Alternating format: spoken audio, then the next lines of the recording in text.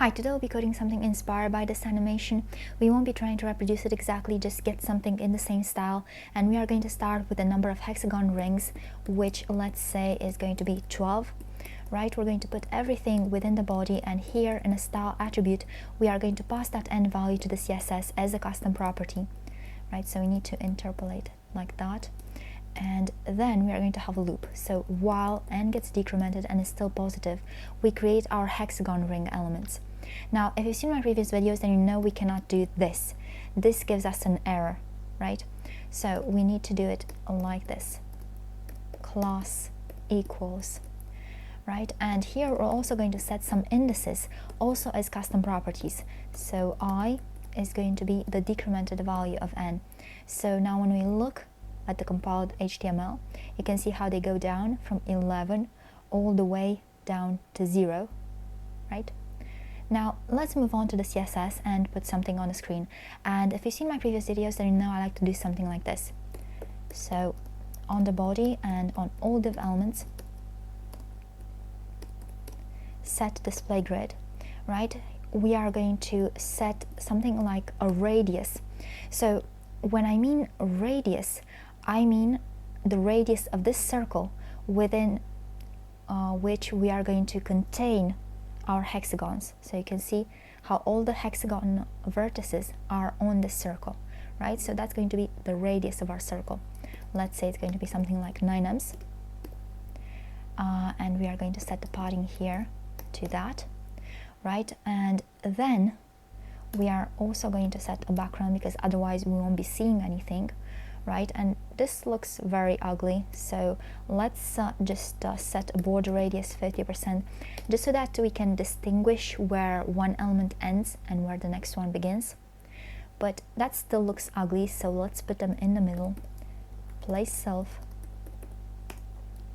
center. The default is stretch, and you can see how now they are not stretched anymore, they're nicely in the middle, but we want them all to be stacked one on top of the other. So we're going to do that by placing them in the same cell at the intersection between the first row and first column. That's this grid area, this one cell at the intersection between the first row and first column. So basically our grid is just a one cell grid.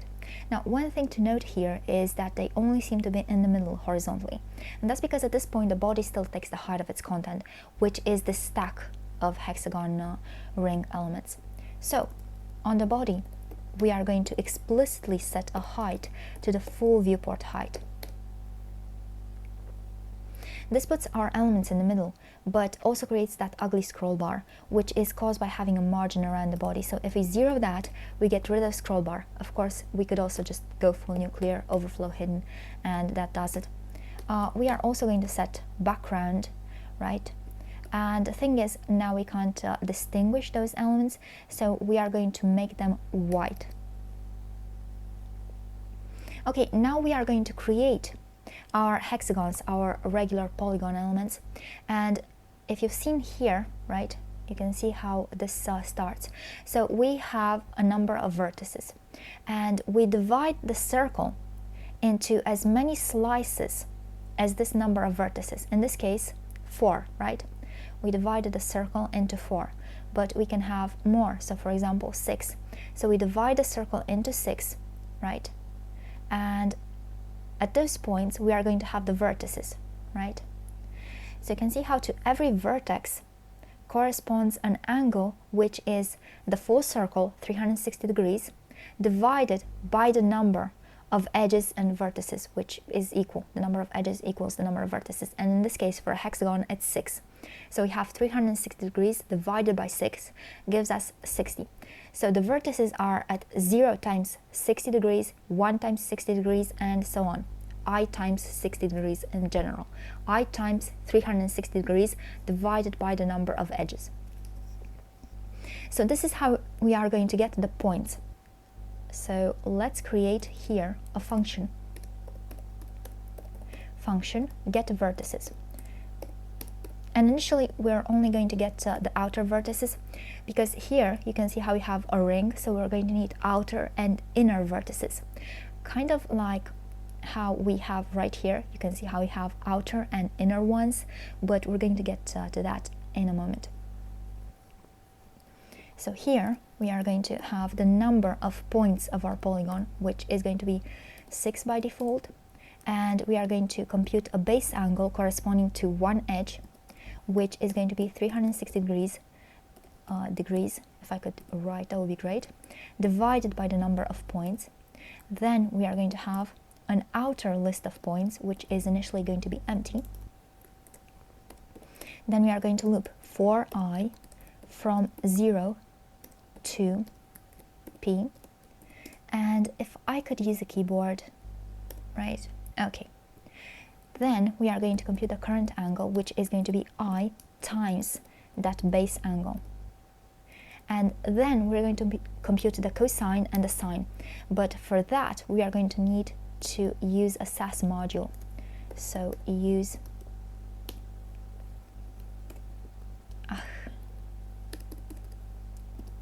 me and keyboards, we don't get along. Let's maximize this. Okay, so get cosine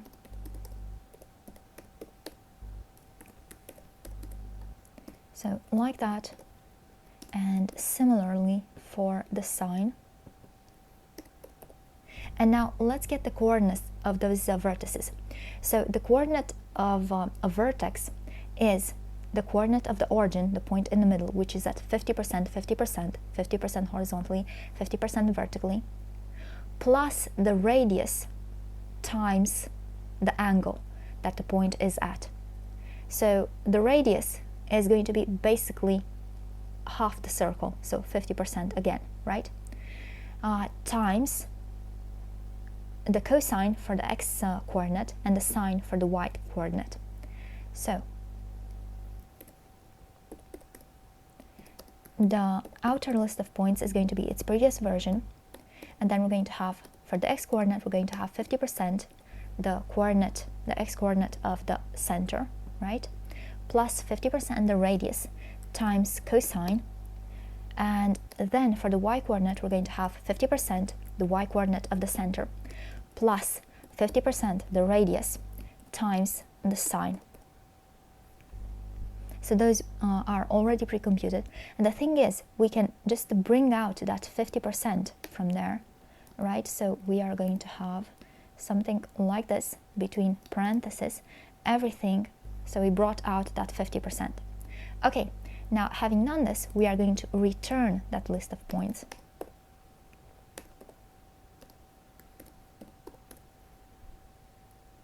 So here we are going to set clip path polygon get, and let's actually set this right here like that.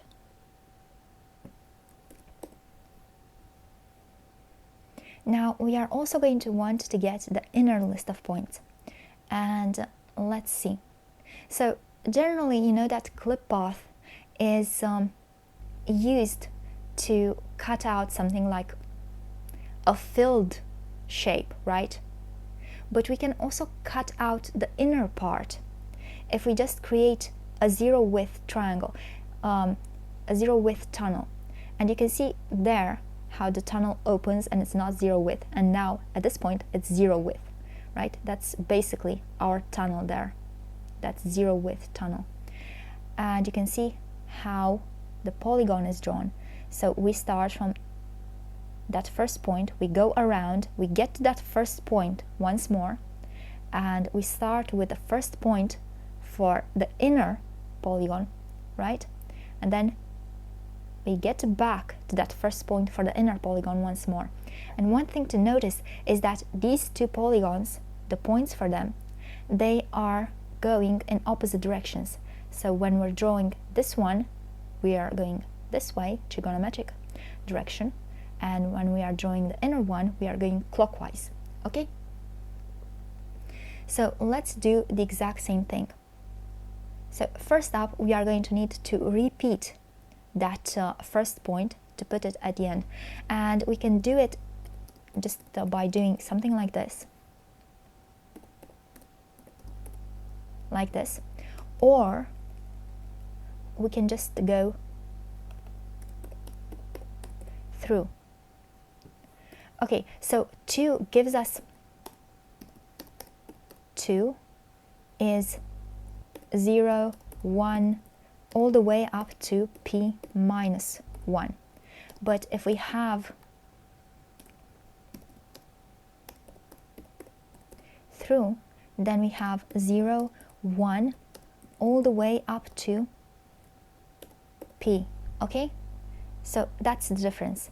Here we only go up to p minus 1, not including p. But here, if we use through, we include p.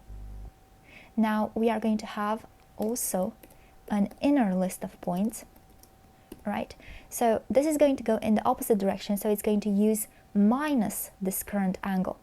But the thing is, the cosine of minus an angle equals the cosine of that angle.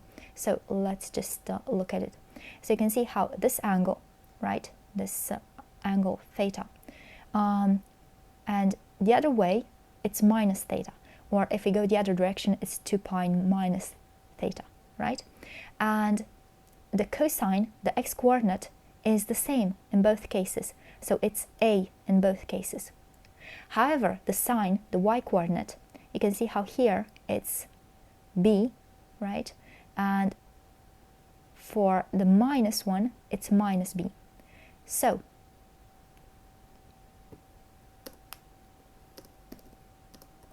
cosine of minus,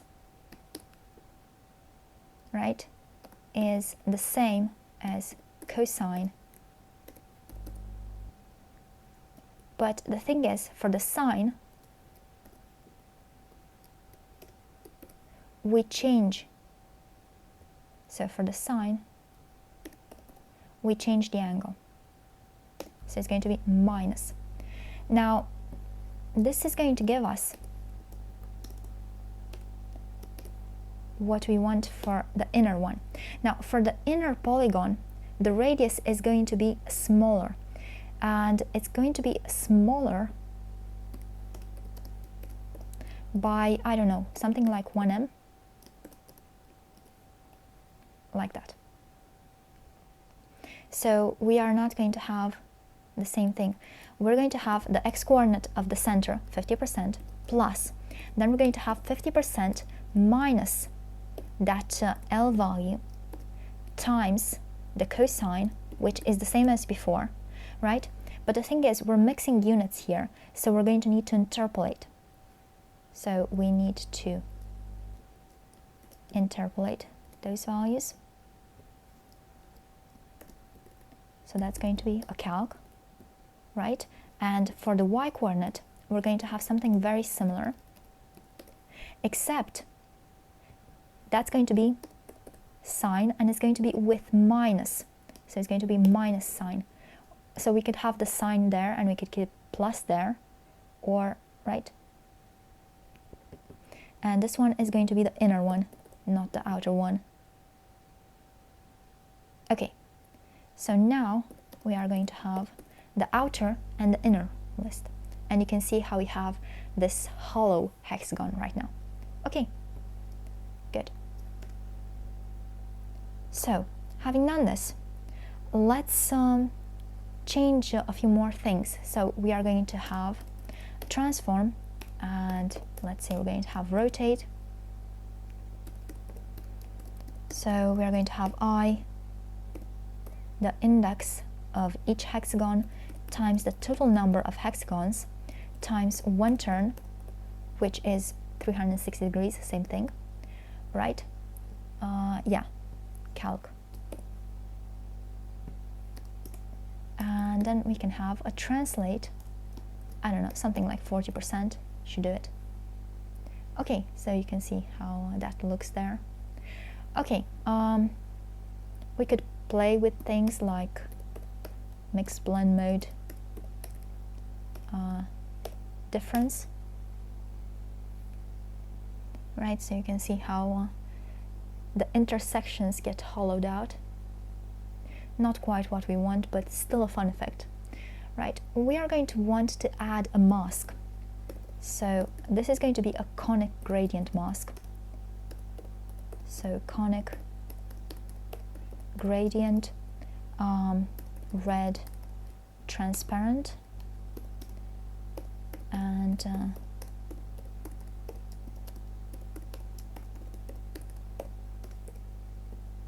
like that, and also the standard version, let's set it. It's going to look kind of like that. Okay, now we're going to want to smoothen those. So let's get rid of that, and we're going to have an after right here, and we are going to move quite a lot of these styles on the after. So not quite all of those, but most of those. So not the transform. The transform is going to stay there, right? The background, we're going to have a black background there, and we're not going to need that radius, right? Here we're going to have white.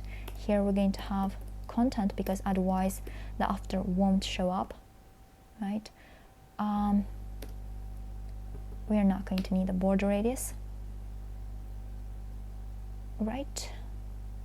Okay, so something's a bit odd there.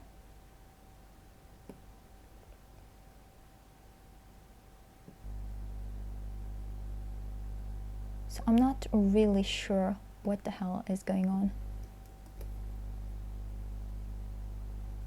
Oh, it's because, yeah. And I still have that padding. I think we can do it something a lot smaller. So something like that, right? And you can see how it's because they're getting stacked one on top of the other. But we can set here, mix blend mode, screen, right? Like that. Okay, and for smoothing them, we are going to set filter. Let's set a fixed blur value. So this is going to be pixels, right? So blur, that blur value times 1 pixel, and then contrast 3 times the blur. And this should produce a nice result, you can see. But it doesn't quite look like a hexagon anymore, so let's just add around here another intermediate, something like that, right? I think that's still not enough. Let's say 85%, maybe even more. Okay, you can see how it's starting to look like something. And we're actually going to want to transform scale x -1, like that, so they appear like they go the other way, right? And let's say that we are going to register an angle custom property. So property angle, so syntax, this is basically the type, and we said it's an angle. Initial value 0 degrees, inherits true, and let's say that we are going to have animation linear infinite, so something like that, and a set of keyframes where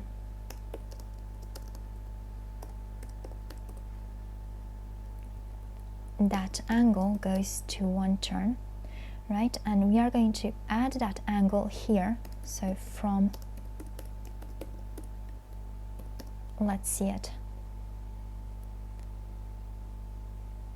Okay, so we want it to go the other way, right? And so calc -1 times, so Okay, and we're also going to want to have a rotation. So rotate like that. Let's see it.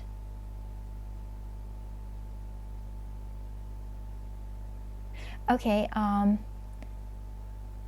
but let's say that here it's going to be minus p, the number of edges or vertices, whatever, is the same. The number of edges equals the number of vertices. Okay, so this is starting to look like something, but we need the colors, right? So we are going to want to make this a bit more complex. So something like this. We're going to have two children here. Or we could actually do it with just one child and a pseudo on that parent, but whatever. So we are going to call this the rainbow, right? No, this one, the rainbow, and the outer one is going to be the snake.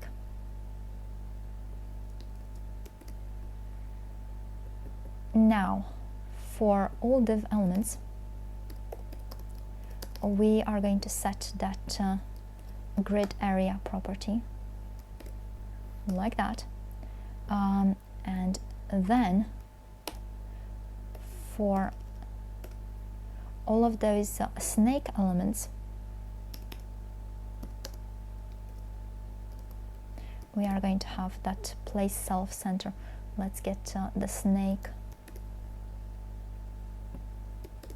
and we are going to set a few more things there.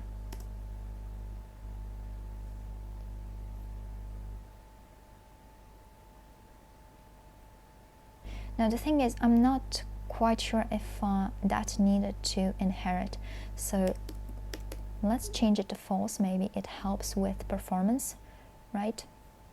And then we are going to have our rainbow element.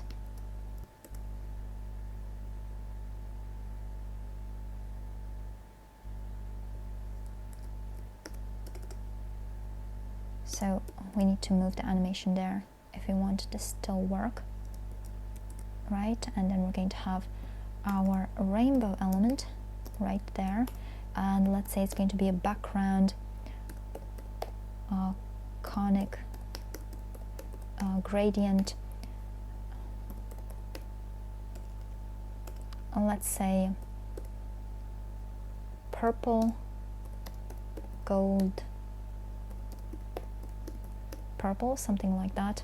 So the first color we want it to also be the last color, so we don't have that sharp change at 0, 360. You can see how if I remove that purple, we have that sharp change there, and we don't want it. We want to go back to purple right there. Okay, so that is the thing for now. This transform, we're going to want to move it up here,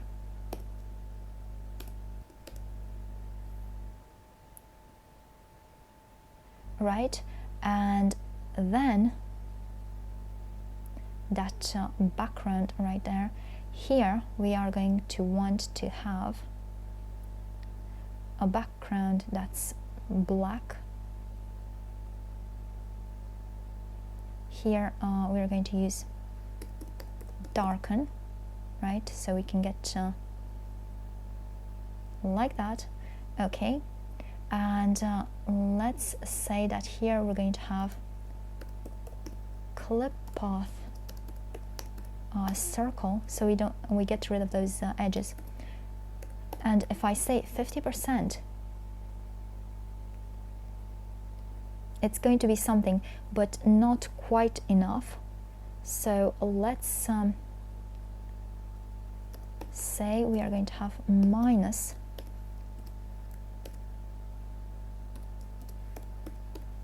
so like that.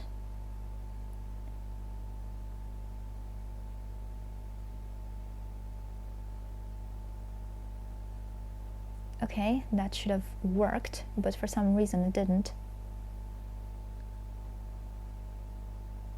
Oh, it should have been inside a calc, right?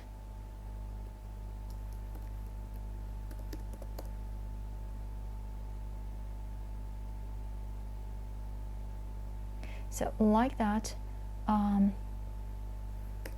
twice. Okay, so that does it. And now in between these, we are going to want to have mix blend mode, lighten, or better yet, screen.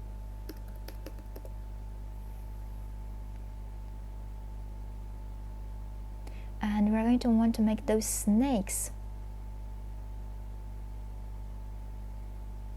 Let's make them rainbows. So we are going to have a second function, get rainbow, and again we're going to start with a number of points, which is going to default to 6. We are going to have a base angle, which is going to be 360 over that number of points. So that's the number of points that we are going to have along the hue scale, right? So here we are going to have a stop list. This is going to be empty initially. Then we're going to have a loop, so for I from 0 through P, because again we need to repeat the first one, as you can see here, purple, and then we need to repeat the first one, the purple. Okay, so we are going to have the stop list is its previous version, then we're going to have an HSL value, and we are going to compute I times the base angle, and I don't know, let's say 85%, 65%, return the stop list, and let's see it now. So here we're going to have get rainbow, and we're going to use the same p-value. Right, it's starting to look like something, but I think it goes the other way there. Yeah, it goes in the other direction, so we're going to have minus there, and I think we need a bit of an offset. Let's say we're going to go for half a circle offset, and let's see how it looks like that. Let's go for 270.